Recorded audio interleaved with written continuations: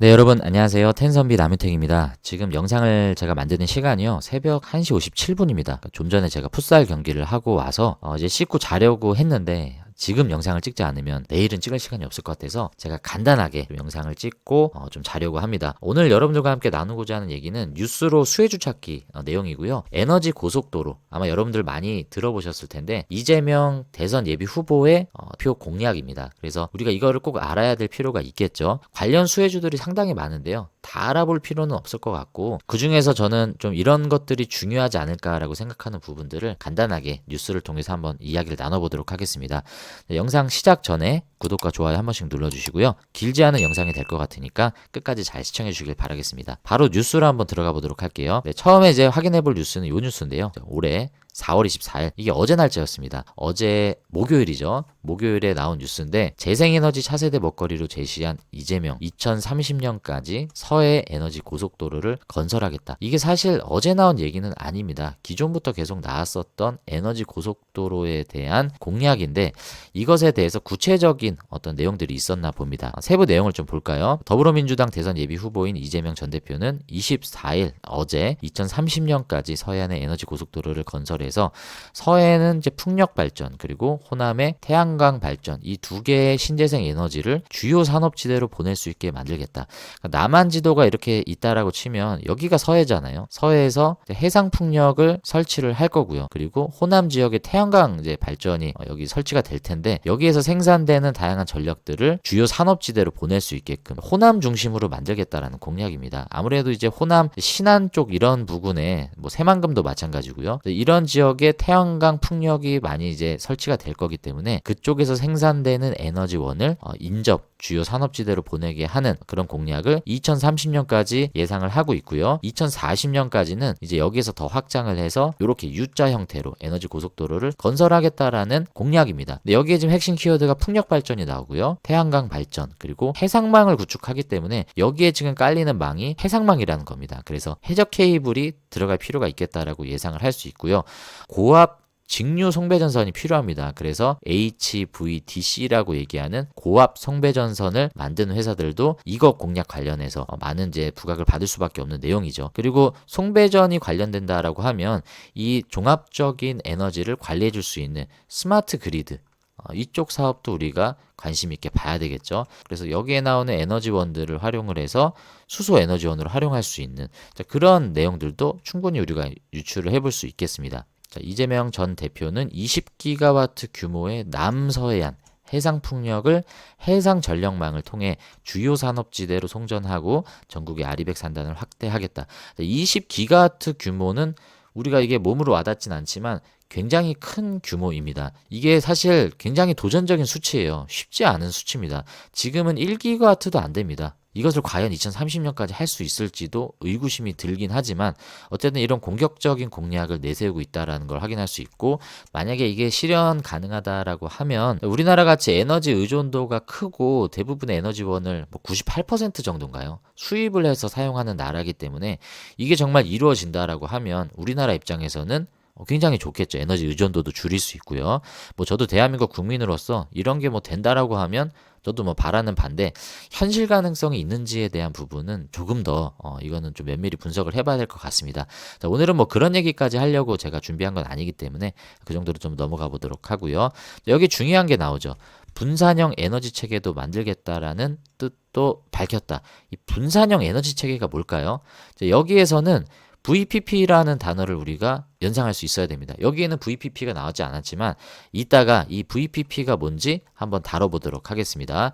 자, 햇빛과 바람 에너지를 에너지 저장 장치, ESS, 그린 수소, 히트 펌프 등과 연계해서 AI 기반 지능형 전력망을 활용해 에너지 자립마을을 만들겠다고 했다. 자, 여기도 중요한 키워드가 나오죠. 자, 여기서 ESS는 당연히 우리가 예상할 수 있는 거고 그린 수소 같은 경우에는 그린 수소를 활용해서 이것도 에너지원으로 사용하지 않겠습니까? 그래서 연료전지 쪽으로도 이 사업이 확대될 수 있겠다라고 우리가 충분히 예상을 할 수 있는 거고요. 지능형 전력망은 다른 말로 해서 스마트 그리드죠. 그리드가 전력망이지 않습니까? 뜻이. 그리고 스마트는 지능형이죠. 그러니까 스마트 그리드가 지능형 전력망입니다. 네, 그리고 또 다른 뉴스를 한번 보도록 하겠습니다. 이것도 비슷한 뉴스인데요. 같은 날짜에 나온 뉴스입니다. 해상풍력 띄운 정부의 SK 이터닉스, 유니슨이 훈풍이다. 네, SK 이터닉스는 해상풍력을 하죠. 해상풍력도 하고 뭐 ESS도 하고요. 태양광 사업도 합니다. 그야말로 신재생 에너지는 거의 다 한다라고 봐야 되고요. 유니스는 풍력 쪽에 포커스가 돼 있죠. 근데 여기에서는 해상 풍력에 좀 집중을 한 뉴스 내용인 것 같습니다. 이 두 기업에 집중을 한다라기보다 여기에 나온 세부 내용을 좀 추가적으로 더 보도록 하겠습니다. 산업통상자원부는 전남 신안 지역의 아시아 태평양 최대 규모의 해상 풍력 집적화 단지를 조성하겠다라고 밝혔다. 2033년까지 19조 원을 들인다고 합니다. 신안해역의 해상풍력 10개를 짓는 사업인데 예상 발전량은 3.2기가와트라고 합니다. 자, 19조 원을 들여서 짓는 이 풍력 발전이 다 짓게 되면 3.2기가와트 정도의 전력을 생산할 수 있는데 이게 대형 원전 3기와 맞먹는 수준이라고 하는데 아까 전에 기억나시나요? 목표가 20기가와트였잖아요. 그러면 이거 예를 들어서 지금 원전 3기가, 3기가면 대충 원전 1기가 1기가와트라고 계산을 해볼 수 있잖아요. 그러면 아까 목표를 했던 20기가라는 거는 대형 원전 20개를 건설을 해야 생산할 수 있는 전력량이라는 겁니다. 그러니까 엄청난 거예요. 그리고 이 기사 밑에 내려가 보면 또 소개를 하고 있지만 네, 여기 보시면 지금 2030년까지 해상풍력 발전 설비 용량을 14.3기가와트까지 늘리겠다라는 공격적인 목표를 잡았는데 지금까지 설치되어 있는 규모는 0.125 수준밖에 되지 않는다라고 합니다. 그러니까 1.2도 아니고 0.125기가와트 정도밖에 되지 않기 때문에 이 지금 목표가 굉장히 공격적인 목표다라는 걸 확인할 수 있고 그리고 제가 이 에너지 고속도로 뉴스를 찾다가 굉장히 좀 재밌는 뉴스를 봤습니다. 이 뉴스는 작년 10월 10일에 나온 뉴스이기 때문에 탄핵이 되기 전 뉴스입니다. 여기 보시면 뭐라고 써 있습니까? 에너지 중심이 호남이 아니라 이번엔 경북이죠. 사통 발달 수소 전력 에너지 고속도로를 건설하겠다. 이거 경북에서도 에너지 고속도로 얘기가 나왔다라는 게 되게 좀 참신한데 이 보시면요. 이번에는 뭐 신안 전남 지역 거기가 아니고 울진 포항 동해 해저 전력망을 구축하겠다라는 계획입니다. 그러니까 이게 되게 웃긴 거예요. 그러니까 어느 당에서 집권하느냐에 따라서 똑같이 에너지 고속도로를 건설할 건데 민주당은 이제 서해안, 전남 지역, 호남 지역을 중심으로 해서 U자 형태로 갈 거다라고 얘기를 하고요. 보수 진영, 이제 국민의힘 쪽에서는 이제 경북을 중심으로 에너지 고속도로를 건설하겠다라고 얘기를 하고 있습니다. 이게 어디서 해야 되는 게 맞는 건지 아니면 동시에 뭐 두 개를 다 해야 되는 건지 모르겠는데 저는 좀 이게 좀 재밌는 것 같습니다. 이게 뭐 지금 진행이 된 건지 모르겠어요. 제가 거기까지는 확인을 못 했는데 이게 지금 경북 쪽에서도 요 에너지 고속도로가 얘기가 나오고 있구나. 둘 다 이 에너지 고속도로에 대한 관심이 있다라는 걸 봤을 때는 뭐 언젠가는 이 에너지 고속도로도 충분히 건설이 될 수 있지 않을까라고 좀 생각을 하기 때문에 저는 뭐 누가 되든 에너지 고속도로는 시도는 할 것 같습니다. 지금까지 나온 내용들을 좀 정리를 해보겠습니다. 자, 오늘 다룬 뉴스는 아니지만 자, 이재명 후보가 우리나라를 AI 강국으로 도약시키겠다라는 공약을 들고 나왔습니다. 그리고 첫 번째 행보는 퓨리오사를 방문을 했죠. 퓨리오사는 MPU를 만드는 회사입니다. MPU는 AI 반도체라고도 얘기를 할 수 있어요. 그러니까 AI 반도체 회사를 방문을 했다라는 거는 본인이 공약으로 가져가고 있는 이 AI 강국을 만들기 위해서는 데이터 센터도 필요하고 데이터 센터는 안에 GPU나 AI 반도체들이 반드시 필요합니다. 그래서 퓨리오사를 방문을 했던 거였고 퓨리오사 관련주였던 4x4 다양한 기업들이 있죠. 뭐 펜스타 엔터프라이즈도 있었고요. 뭐 토마토 시스템, 뭐 제가 다 기억은 나진 않지만 다양한 관련주들이 그 중에서도 4x4와 펜스타가 굉장히 강한 상승을 지금 보여주고 있는 상황이고 그리고 또 이후에 나왔었던 뉴스가 뭡니까? 석탄 발전을 폐쇄하겠다라고 했죠. 그리고 탈플라스틱 얘기를 했습니다. 그래서 신재생 에너지 관련주들이 급등을 했고요. 친환경 관련주 그리고 생분해 플라스틱을 만드는 세린 BNG 같은 회사들도 굉장히 강한 상승을 보였고 석탄 발전소를 2040년까지 단계적으로 폐쇄를 하겠다라고 얘기를 하면서 궁극적으로는 이제 신재생 에너지 비율을 늘리겠다라고 했는데 여기까지 가는 과도기가 필요하기 때문에 이제 여기에서 차선책으로 LNG나 원전 같은 거를 사용하겠다라고 얘기를 했던 것 같습니다. 그래서 LNG가 부각이 되면서 LNG는 반드시 탄소 포집이 필요하죠. 그래서 CCUS 탄소 포집 관련주들이 급등을 했습니다. 대표적으로 그린 케미칼이 있었고요. 그리고 에코바이오, 에어레인도 계속 강한 흐름을 가져가고 있다라는 거 우리가 체크를 했습니다. 그리고 오늘 알아본 뉴스가 이제 에너지 고속도로였죠. 여기에는 태양광 풍력, 풍력은 그 중에서도 해상 풍력이죠. 자, 해상망을 구축하겠다라고 얘기를 했습니다. 자, 그리고 지능형 전력망을 구축하겠다라고 얘기를 했기 때문에 스마트 그리드도 우리가 봐야 된다라고 말씀을 드렸습니다.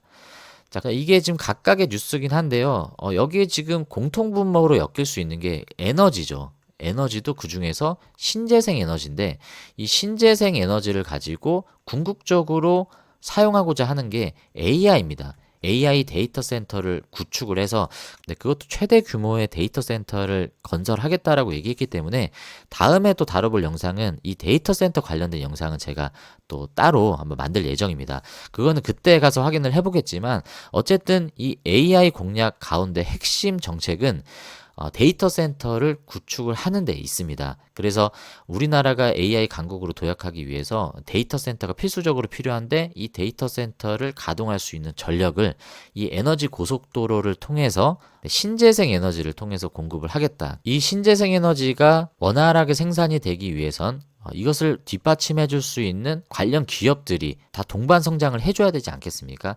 그래서 그런 기업들이 지금까지 계속 부각을 받고 있고 공약에 그런 기업들이 수혜를 받을 수밖에 없는 내용들이 포함이 돼 있는 겁니다.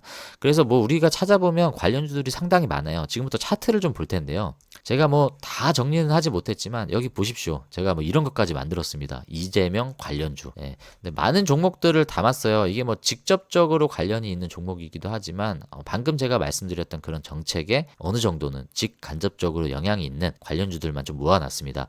AI 관련주로 엮이는 것들도 여기 있고요. 그리고 S에너지, 대명에너지, 뭐 SDN, 하나솔루션 얘네들은 태양광이죠. 그리고 뭐 연료전지 기업인 SP열셀도 있었고요. 뭐 CS인드, CS베어링은 당연히 뭐 풍력 관련주로 엮이겠죠. 그리고 그리드위즈는 이제 스마트 그리드입니다. 그리고 뭐 대북 관련주는 지금 제외하더라도 송배전 관련해서 PNC테크, HD 현대일렉트릭, 뭐 대원전선, 세명전기 뭐 이런 전선 관련주들도 충분히 수혜를 받을 수 있는 관련주로 엮일 수 있고요. 그리고 MPU 관련된 내용으로 뭐 자람테크놀로지나 오픈엣지, 에이징랜드 정도가 관련주로 엮일 수 있겠죠. 그리고 데이터 센터 얘기로 하면 이제 카카오가 아무래도 연관이 없을 수가 없습니다. 왜냐하면 민주당이기 때문이죠. 제가 이렇게 소개해드린 종목들의 흐름들을 간단히 보면요. 지금 솔트룩스 차트 보고 있습니다. 고점에서 눌림목 주고 있는 상황이고요. 크라우드웍스 마찬가지죠. 고점에서 지금 눌림목 구간입니다. 이스트소프트가 조금 흐름이 약하긴 한데 얘도 어느 정도 상승을 가져간 뒤에 지금 조정을 가져가고 있는 모습이고요. 포바이포는 뭐 여러분들 잘 아시죠? 뭐 말할 것도 없습니다. 똑같은 흐름을 가져가고 있고요. S에너지 강한 상승을 바닥에서 보이다 최근에 조정을 좀 가져가고 있고요. 대명에너지 흐름이 비슷합니다. SDN 마찬가지로 태양광 관련주죠. 비슷합니다. 하나솔루션이 흐름이 가장 강하고 하나솔루션은 흐름이 강할 수밖에 없는 게요.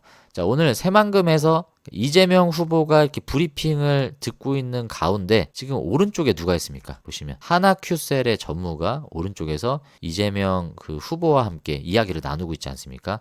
여기 하나큐셀이 바로 옆에 앉아 있다. 라는 이유만으로도 충분히 부각을 받을 수가 있겠죠. 이런 내용들 때문에도 유독 오늘 하나솔루션이 강한 모습을 좀 보였던 걸 확인할 수 있습니다. 다른 종목 마찬가지예요. SK 이터닉스도 뭐 최근에 바닥에서 좀 강하게 올라가고 있고 연료전지 관련주들도 최근에 강한 상승을 좀 보였었죠. SP열셀, 두산퓨얼셀, 뭐 범한퓨얼셀 연료전지 관련주들도 요 며칠 동안 좀 좋은 흐름들을 좀 보이고 있습니다. 이재명 후보의 공약 안에 포함되어 있는 이 에너지 고속도로 이 관련주들이 최근에 이렇게 좀 흐름이 상당히 좋은 모습들을 좀 보여주고 있습니다. 지금 가장 강한 상승을 보인 대표적인 종목 중에 하나가 포바이포죠. 포바이포 같은 경우는 지금 5,000원 근접선에서 며칠 만에 33,000원까지 올라갔다가 지금 2만원대까지 내려온 상태인데 지금 여기서 뭐 더 조정을 받을지 아니면 다시 올라갈지는 우리가 뭐 모르는 거죠. 마찬가지로 퓨리오사 관련주로 엮였던 펜스타 엔터프라이즈 한번 볼까요? 얘 같은 경우는 지금 보시면 이 기준으로 보시면요. 한번 시세를 이때 한번 줬었잖아요. 그리고 마찬가지로 지금 우리가 보았던 그런 차트처럼 이렇게 좀 눌림목을 줬습니다. 그 다음에 어떻게 될지 예상할 수가 없었는데 자, 최근에 보시면 이만큼 더 올라가서 여기에서 지금 조정이 좀 들어가 있는 상태입니다. 그렇기 때문에 지금 우리가 보고 있는 이 관련주들의 흐름이 이 시점일지, 이 시점일지는 아무도 예상을 할 수가 없는 상황이죠. 그래서 이 흐름이 어디까지가 끝일지는 우리가 지금 예상을 할 수 없습니다. 왜냐하면 정해진 게 아무것도 없기 때문이죠. 자, 그래서 지금 우리가 살펴봤던 하나솔루션도 그렇고요. 뭐 솔트룩스, 크라우드웍스 고점에서 조정이지만 이게 끝이다? 올라갈지 떨어질지 뭐 이대로 옆으로 계속 기어갈지 아무도 예상할 수 없습니다. 자, 그렇기 때문에 우리가 이제는 이 공략 안에서 담겨있는 핵심 키워드들을 잘 여러분들이 캐치를 하셔야 되고, 아직 시장에서 크게 부각받지 못한 키워드가 있다라고 하면 저는 그 부분에서도 여러분들이 좀 집중을 하셔야 된다라고 생각을 합니다. 그래서 모두가 다 관심 갖고 있는 뭐 태양광, 뭐 ESS, 수소, 풍력, 뭐 전선, 이거는 이미 다 시세를 지금 받았어요. 여기서 더 올라갈 수도 있겠지만 말이죠. 근데 저는 뉴스를 보면서 이 단어가 좀 눈에 들어왔습니다. 어떤 거였냐면 바로 이 단어입니다. 분산형 에너지 체계. 제가 아까 이거 기억나시나요? VPP. 이따가 알아보자고 했는데 이거를 좀 알아보겠습니다. VPP. 이 VPP가 분산형 에너지 체계, 신재생 에너지를 공부하다 보면 분산형 에너지 체계가 얘기가 꼭 나오고요. VPP란 단어도 꼭 나옵니다. 이게 뭔지 간단히 좀 알아볼게요. 지금 보시는 이 화면은 SK이노베이션의 블로그인데요. 여기 설명이 자세히 나와서 제가 이걸 가져왔습니다. VPP를 설명을 해주고 있는데 가상발전소라고 얘기를 하고 있어요. 약자는 버추얼 파워플랜트, 가상발전소입니다. 버추얼 파워플랜트이기 때문에 가상이라 물리적으로는 존재하지 않지만 정보통신 기술을 이용해서 발전소 역할을 하는 시스템인데 이게 분산 자원을 효율적으로 관리해주는 기능을 가지고 있습니다. 이 VPP를 여러분들이 그래서 잘 기억을 해주셔야 되고, 뉴스에는 지금은 이게 강조가 되고 있지는 않아요. 하지만 이 분산 자원을 효율적으로 관리할 수 있는 이 VPP 누가 할 수 있느냐, 이거를 여러분들이 좀 관심을 가지셔야 됩니다. 여기 보시면 이 가운데 가상발전소 안에서 다양한 에너지를 공급을 하는 모습들을 볼 수 있습니다. 아까 에너지 고속도로가 뭐 서해안으로 시작을 하긴 했지만 어쨌든 서해안 쪽에서 해상 발전을 통해서 에너지를 공급을 할 거고요. 그리고 호남 지역에 태양광 발전을 통해서 에너지가 공급이 될 겁니다. 그러면 많이 나오는 날도 있고 적게 나오는 날도 있고 이게 뭐 들쑥날쑥일 거 아니에요. 근데 그래서 어떤 지역은 에너지가 필요하고 어떤 지역은 에너지가 과잉 공급이 되는 일들이 벌어질 수 있겠죠. 자, 그런 것들을 이 VPP 가상 발전소가 분산형 자원을 해준다라는 겁니다. 근데 각각에 흩어져 있는 이 자원들은 분산 자원이죠. 이 분산 자원들을 하나로 모아서 통합 관리를 해주는 거죠. 네, 그래서 과잉 공급이 되는 쪽에서 이 에너지가 필요한 곳으로 에너지를 분산시킬 수가 있겠죠. 이런 통합적인 관리를 할 수 있는 개념이 바로 VPP, 버추얼 파워 플랜트입니다. 그래서 이 분산 자원 관리, 자, 이것에 대해서 우리가 VPP를 여러분들이 꼭 이해를 하셔야 되고, 여기 보시면 VPP는 AI 기술이 들어가고요. 스마트 그리드 기술이 들어가고 IoT, 클라우드, 자, 이런 ICT 기술을 바탕으로 두고 있고, 전력의 수요와 공급을 예측하고 조절함으로써 최적의 효율로 분산 자원을 활용한다. 네, 이런 전력의 수요 공급을 예측하고 조절해준다. 자, 이거 지금 누가 대표적으로 하고 있냐면 그리드 위주라는 회사에서 이걸 하고 있습니다. 자, 이 그리드 위즈가 그래서 이런 전력망 관리를 대표 사업으로 하고 있고요. 네, 더 나아가서 이 VPP, 이 분산 자원을 효율적으로 활용할 수 있게 해주는 이 가상발전소 사업을 핵심 전략으로 가져가고 있습니다. 그래서 우리는 그리드 위즈 사업도 이제는 에너지 고속도로 관련해서 좀 집중을 해봐야 되는 시점이다라고 생각이 들고요. 차트를 한번 볼까요? 그리드 위즈가 상장 이후에 굉장히 많은 조정을 가져갔습니다. 지금 82,000원까지 상장 당시에 갔었던 종목인데 지금 12,000원까지 떨어졌었죠. 최근에 이재명 그 공약 관련해서 좀 올라와 있긴 하지만 아직도 위치적으로 봤을 때는 좀 저평가 상태다라고 좀 보여지고요. 태양광도 좋고 풍력도 좋고 뭐 수소도 좋은데 이런 다양한 분산 에너지원을 누군가는 관리를 해줘야 되지 않겠습니까? 이거 누가 합니까? 그리드 위즈가 이 영역에 있어서는 우리나라 점유율 1위이기 때문에, 자, 이 에너지 고속도로 정책이 만약에 삐그덕거리지 않고 정상적으로 진행이 잘 된다라고 하면 그리드 위즈가 충분히 저는 부각을 받을 수 있는 시점이 올 거다라고 생각하고요. 지금은 시장이 뭐 태양광 관련주, 풍력 관련주, ESS 관련주 이런 것들에 좀 포커스가 돼 있긴 하지만 지금 스마트 그리드에 대한 내용들이 아직은 부각이 되고 있지 않아요. 왜냐하면 이게 기반이 되고 난 다음에 파생이 되는 영역이기 때문에 좀 그러지 않나라고 생각이 드는데요. VPP라는 이 단어도 여러분들이 잘 기억을 해보신다라고 하면 이 VPP를 하는 기업들이 그렇게 많지는 않습니다. 대표적으로 지금 소개해드린 그리드 위즈가 있고요. 저는 SK 이터닉스도 여러분들이 좀 주목해 보시면 좋을 것 같아요. SK 이터닉스가 기존의 SK D&D에서 인적 분할이 됐죠. 그래서 SK 이터닉스가 지금 SK D&D가 했었던 디벨로퍼의 역할까지도 지금 수행을 하고 있기 때문에 풍력뿐만이 아니라 태양광 사업도 진행을 하고 있고요. 더 나아가서 VPP도 SK 이터닉스가 하고 있습니다. 네, 그래서 저는 이 VPP 관련주로 이 SK 이터닉스와 그리드 위주 정도를 여러분들이 좀 중심축을 두고 관련주들을 좀 확장해 나가시면 여러분들이 투자하시고 공부하시는데 큰 도움이 되실 것 같고, 그래서 신재생 에너지를 만드는 것까지는 좋은데 뭐 그것도 큰일이지만 그렇게 해서 만들어진 에너지원을 적절하게 관리하고 공급해주고 조절해주는 것, 이것도 굉장히 중요한 역할이지 않겠습니까? 그것을 구현할 수 있는 기능이 바로 VPP, 이 가상발전소가 그 기능을 하기 때문에 이거는 부각을 받을 수밖에 없습니다.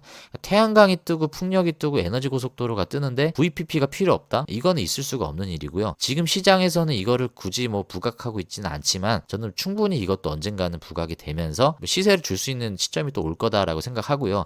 심지어 이재명 그 후보도 아까 뉴스에서 이걸 언급을 했잖아요. 분산형 자원관리에 대한 언급을 했기 때문에 저는 이것도 충분히 부각을 받는 시점이 올 거다라고 생각을 합니다. 그래서 여러분들이 그리드 위주도 VPP 관점에서 좀 보시면 좋을 것 같고, 단순히 얘를 뭐 태양광, ESS 관련주로 보시기보다는 뭐 그렇게 본다라고 하면 하나솔루션만 한 게 없죠. 하나솔루션 봐야죠. 차라리 OCI 홀딩스를 보시던지. 하지만 이 스마트 그리드와 VPP까지 보신다라고 하면 저는 SK 이터닉스나 아니면 방금 소개해드렸던 그리드 위즈, 이런 종목들이 좀 대안이 되지 않을까라고 생각이 들면서 뭐 추천하는 건 아니지만 여러분들이 시장에 나오는 그런 뉴스들만을 보실 게 아니라 조금 더 확장해서 이 스마트 그리드, 에너지 전력망을 관리해 줄 수 있는 기능, 가상 발전소, VPP까지도 확장해서 좀 공부를 하시다 보면 조금 더 유연한 투자를 하실 수 있지 않을까라고 좀 생각이 들어서 오늘 이 영상을 통해서 좀 말씀을 드려봤습니다. 네, 오늘 영상은 여기까지고요. 간단하게 하려고 했는데 얘기하다 보니까 또 길어졌네요. 잠자는 시간만 좀 늦어진 것 같습니다. 또 오늘 영상이 도움이 되셨다 하시면 구독과 좋아요 안 누르신 분들은 한 번씩 눌러주시고, 여러분들의 수익은 10배 그리고 주식은 쉽게 되실 수 있도록 텐선비 남은택이 늘 여러분들과 함께 하겠습니다. 네, 오늘 영상 끝까지 시청해 주셔서 감사하고요. 저는 다음에 더 좋은 영상으로 또 인사드리도록 하겠습니다. 안녕히 계십시오.